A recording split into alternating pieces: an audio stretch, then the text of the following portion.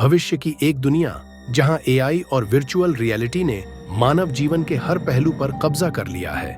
यह वह समय है जब तकनीक ने सीमाओं को तोड़ दिया है और लोगों के लिए असली दुनिया और आभासी दुनिया के बीच का अंतर धुंधला हो गया है।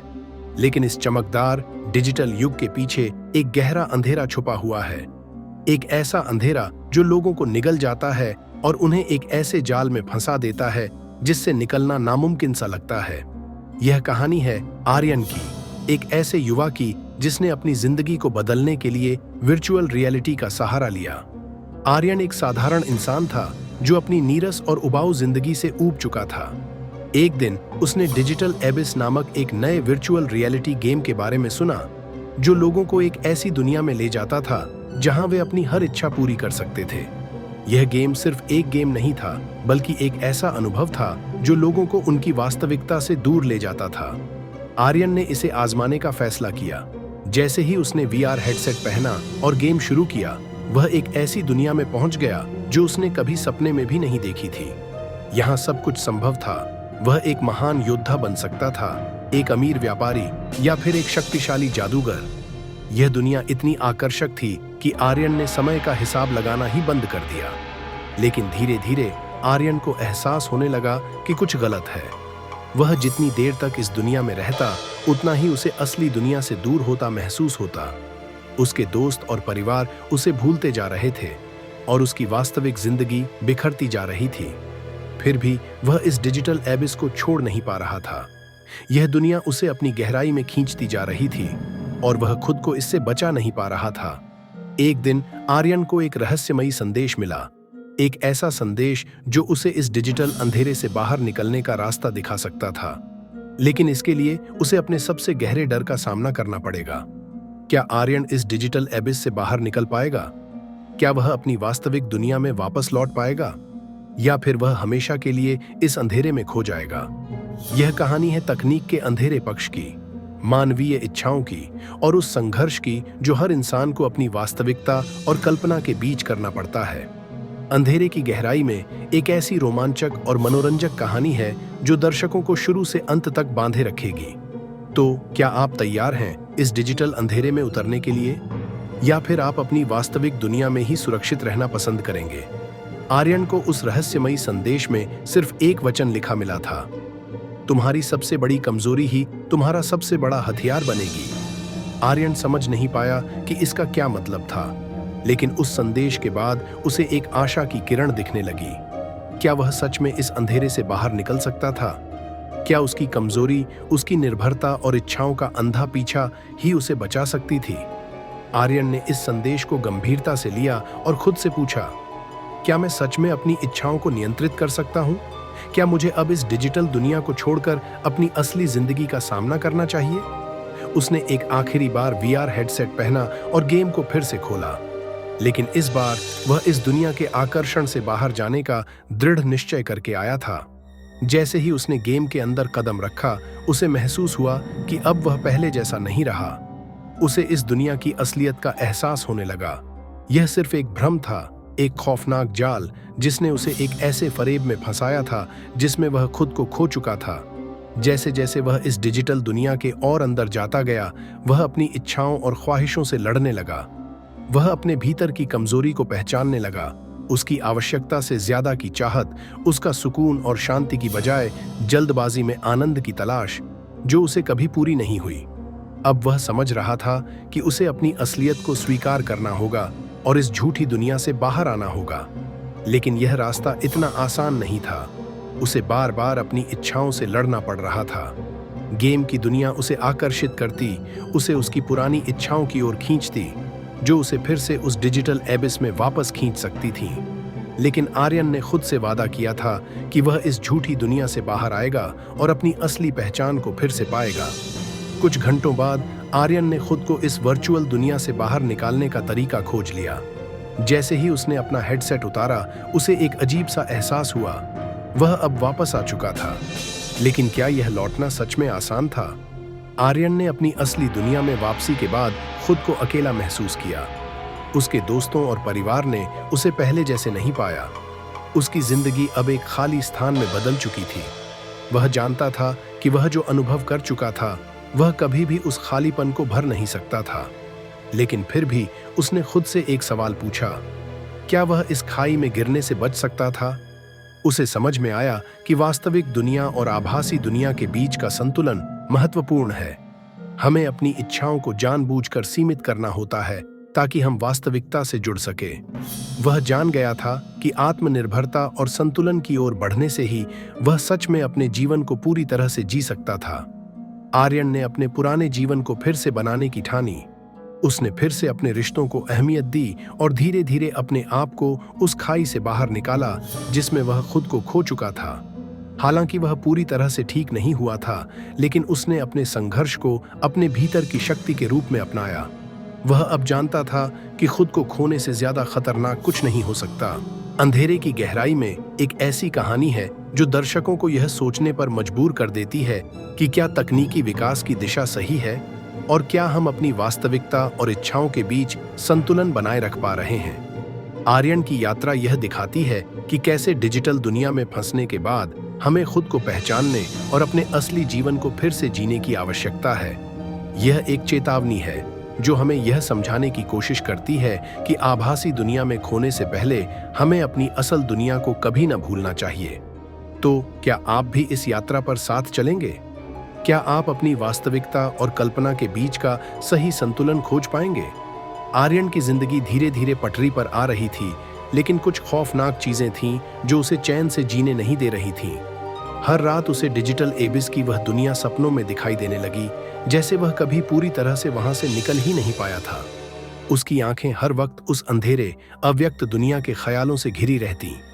हर सुबह वह खुद से यह सवाल करता, क्या मैं सच में बाहर आ चुका हूं या फिर यह सब बस एक और छलावा है? उसने सोचा कि वह फिर से अपनी पुरानी दुनिया में लौटने की कोशिश करेगा, जहां दोस्त, परिवार और असल दुनिया थी। लेकिन एक दिन अचानक एक अजनबी ने उससे संपर्क किया। उसका नाम था सेलिना। वह भी एक डिजिटल एबिस से निकलकर बाहर आ चुकी थी। सेलिना ने आर्यन को बताया कि वह अकेली नहीं थी और न ही वह पहला इंसान था जो उस अंधेरे जाल में फंसा था। सेलिना ने कहा, मैंने तुम्हारी तरह उस दुनिया में बहुत समय बिताया है और अब मुझे पता चल चुका है कि इस डिजिटल जाल से बाहर निकलने के लिए हमें अपने डर का सामना करना होगा। हमारे अंदर जो खो जाने का डर है वही हमें उस जाल में फिर से खींचने की ताकत देता है। हमें अपनी सबसे बड़ी कमजोरी का सामना करना होगा और तभी हम इसे तोड़ पाएंगे। आर्यन ने उसे ध्यान से सुना।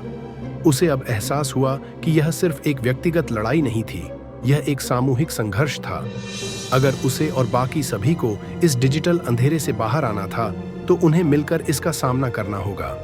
दोनों ने तय किया कि वे एक टीम बनाकर उस अंधेरे की गहराई में एक बार फिर उतरेंगे, लेकिन इस बार उनका इरादा बिल्कुल अलग था। अब उन्हें इस सिस्टम को तोड़ना था। आर्यन और सेलिना ने एक बार फिर से उस डिजिटल गेम का रास्ता लिया, लेकिन इस बार उनका ध्यान सिर्फ उस दुनिया के रहस्यों को सुलझाने पर था। उन्होंने यह समझ लिया था कि गेम एक जाल था और उसके हर स्तर पर एक गहरी साजिश छुपी हुई थी। जैसे ही वे डिजिटल दुनिया में पहुंचे, उन्हें एहसास हुआ कि यह पहले की तुलना में और भी अधिक जटिल हो चुकी थी। हर मोड़ पर नए खतरे थे और अब यह सिर्फ एक खेल नहीं था, बल्कि एक जीवन मृत्यु का संघर्ष बन चुका था। हमें इसे खत्म करना होगा, सेलिना ने कहा, लेकिन हमें सावधान रहना होगा। यह सिस्टम हमारी कमजोरियों को पहचान चुका है और अब वह हम पर हमला करेगा। आर्यन ने उसे देखा और कहा, हम इस बार तैयार हैं। हम अपनी कमजोरियों को पहचानने से डरते नहीं हैं। दोनों ने मिलकर डिजिटल दुनिया की गहरी गुफाओं में प्रवेश किया, जहां उन्होंने देखा कि यह गेम सिर्फ एक मनोरंजन का साधन नहीं था, बल्कि एक बड़े साजिश का हिस्सा था। यह डिजिटल एबिस सिर्फ एक प्रणाली नहीं थी, यह एक प्रयोग था, एक परीक्षण था, जहां इंसानों को अपनी असली भावनाओं और इच्छाओं से लड़ने के लिए मजबूर किया जा रहा था। हर खिलाड़ी की मानसिक स्थिति का विश्लेषण किया जा रहा था और यह सिस्टम उनकी सबसे बड़ी कमजोरियों को मजबूत करने के लिए बना था।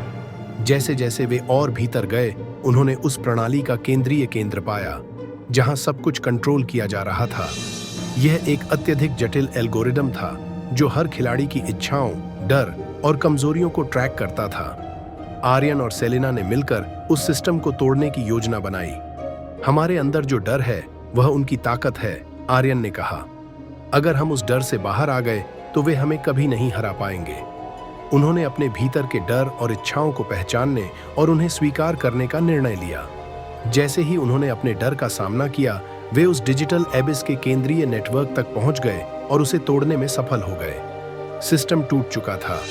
डिजिटल एबिस की दुनिया अब केवल एक खामोश खंडहर बन चुकी थी। आर्यन और सेलिना ने मिलकर उन सभी खिलाड़ियों को मुक्त कर दिया जो इस जाल में फंसे हुए थे। वे असली दुनिया में वापस लौट आए, लेकिन अब वे पहले जैसे नहीं थे।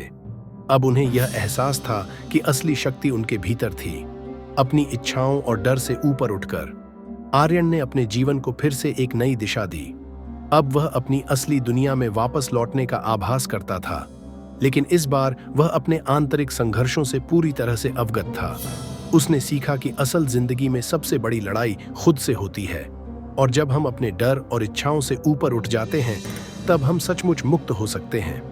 इस तरह आर्यन और सेलिना ने न केवल खुद को बल्कि दूसरों को भी उस डिजिटल एबिस से मुक्ति दिलाई।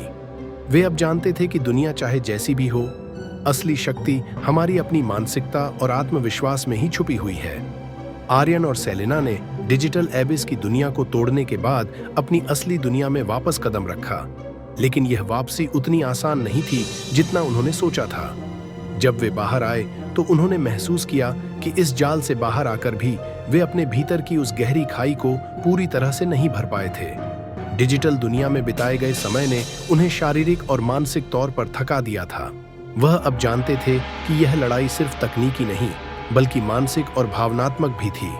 एक तरफ उनकी असली दुनिया थी, जो अब तक एक दूरी जैसी लगने लगी थी, और दूसरी तरफ वह डिजिटल दुनिया थी जिसने उन्हें अपनी ओर खींचने की कोशिश की थी। आर्यन और सेलिना को यह समझ में आ गया कि असली शक्ति किसी भी तकनीकी प्रणाली से ऊपर है। वह शक्ति हमारे अंदर की स्थिरता, आत्मविश्वास और सच्चाई में है। आर्यन ने निर्णय लिया कि अब वह अपनी पूरी जिंदगी को उसी मानसिकता से जिएगा जो उसने डिजिटल एबिस में सीखी थी। उसे अपनी इच्छाओं और डर का सामना करना था, और वह जानता था कि सिर्फ उसी रास्ते पर चलते हुए वह सच्ची मुक्ति पा सकता है। उसने अपने दोस्तों और परिवार से फिर से जुड़ने की कोशिश की, जो अब उससे दूर हो गए थे। एक दिन आर्यन और सेलिना एक साथ बैठे थे और उन्होंने देखा कि इस यात्रा के दौरान उन्होंने सिर्फ तकनीक से नहीं, बल्कि अपने भीतर की दुनिया से भी बहुत कुछ सीखा था। उन्होंने इस डिजिटल जाल से बाहर आकर एक नया दृष्टिकोण अपनाया था। अब उन्हें समझ में आ गया था कि असली शक्ति कभी भी बाहर से नहीं आती, बल्कि वो हमारे भीतर से उत्पन्न होती है। हम जितना सोचते थे कि इस डिजिटल दुनिया में खोने से हम कोई बड़ी खुशी पाएंगे, उतना ही हमने खुद को खो दिया था, आर्यन ने कहा। लेकिन अब हमें यह समझ आ चुका है कि हम जो हैं वही सबसे बड़ा सच है। अपनी असल पहचान और अपने असली रिश्तों में ही असली सुख है। सेलिना ने सिर हिलाकर कहा, हाँ, अब हमें अपनी जिंदगी को पहले जैसा जीने की जरूरत नहीं है। हमें अपने अंदर की शक्ति को समझना होगा और उसी के हिसाब से अपना भविष्य बनाना होगा। दोनों ने अपनी कहानी साझा की और तय किया कि वे अब इस सीख को औरों तक पहुंचाएंगे कि असल मुक्ति तभी मिलती है जब हम अपने भीतर की सच्चाई को पहचानते हैं और अपने डर और इच्छाओं से ऊपर उठकर जीवन जीते हैं।